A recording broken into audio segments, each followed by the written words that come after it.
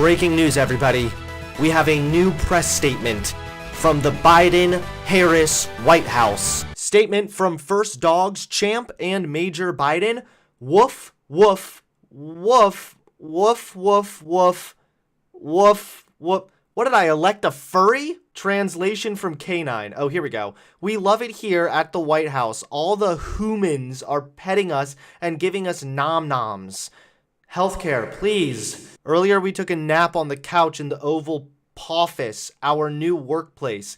Biden, didn't you say you were going to send out 2K checks, like, immediately? Where's my stimmy? Our schedule for tomorrow includes an in-depth examination of the West Wing and multiple digging sessions in the Rose Garden in order to expedite renovations to return it to its former glory. It looks like we have another episode of The Liberals Are At It Again.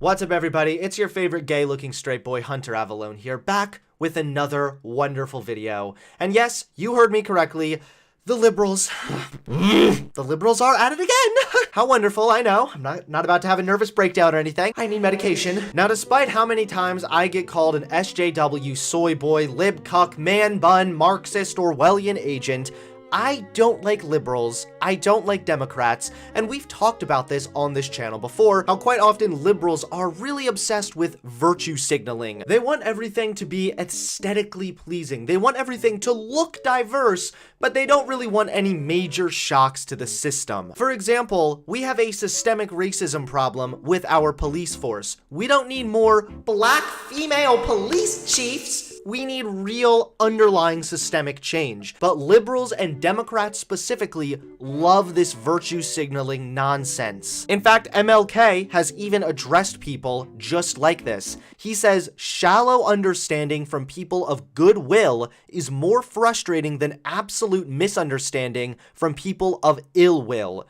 Lukewarm acceptance is much more bewildering than outright rejection. And today, we're going to look at some examples of this liberal, lukewarm acceptance that MLK warned us about. If you haven't seen this already, then I'm very sorry for what I'm about to show you. But yes, here are police cars advertising for diversity and inclusion. Here's Harriet Tubman, and over here, yeah, MLK, commemorating Black history. This is a perfect example of shallow understanding from people of goodwill. Listen, individual police officers are not all racist, but there is absolutely a systemic racist problem within our current police system. The police force has a long and painful history of racism and fighting against civil rights movements. So for these cucks to ignore where change is actually needed and instead just plop some pictures of famous black people on their police cars so they can say, look how diverse we are. No, it's so pathetic and cringy, and it's nothing but a cheap virtue signal. Like, could you imagine if you were George Floyd? You were down on the ground being killed by a police officer. As you're dying, you look up and see MLK on the side of the police car. Please, I can't breathe. We stand black people. This is not the police reform any of us wanted. Now, while we're on the subject of police, Biden recently signed an executive order that was getting a lot of praise from a lot of liberals and Democrats. However, this executive order didn't really do anything. I'm planning on doing a much longer video in the future on private prisons and why they are bad, but Biden's new executive order was supposed to take aim at private prisons. Now, private prisons are a problem for a lot of reasons, the biggest one being that we have a bunch of fat cats making money off of incarcerated Americans. That's screwed up. These private prison corporations have made billions upon billions of dollars on incarcerated people. So Biden's new order terminates federal private prison contracts.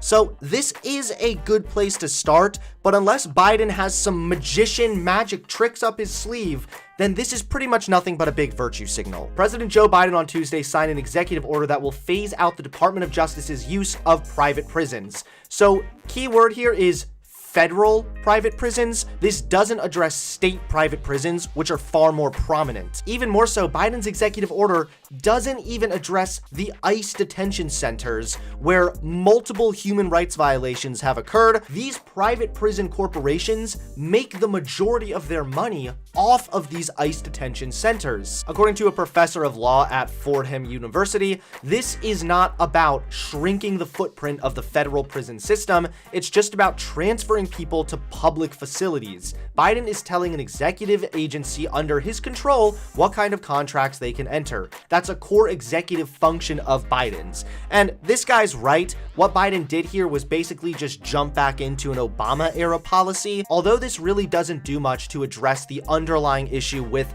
private prisons as well as helping incarcerated people.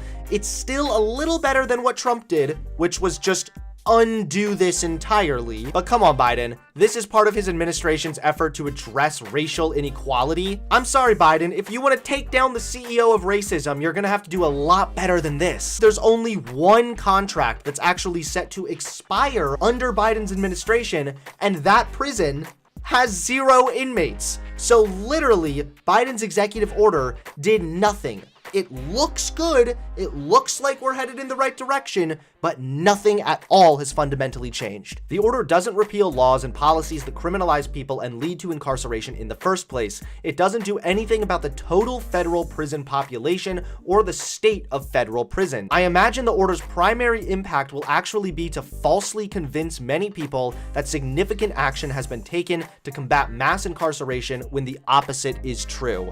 And I know this sounds a little bit bitchy, this sounds a little bit like, it's not good enough, but quite honestly, it's not. And really the only good thing that this executive order is doing is sending a message. But then again, that's what virtue signaling is. This is also being criticized for failing to address some of the criminalization of social problems like poverty, drug addiction, homelessness. I hope this is the beginning of the conversation and not the end of the conversation. I don't think this will have any impact on people who are already incarcerated. They'll just be moved to a different facility. And unfortunately, that's really all this executive order is doing right now.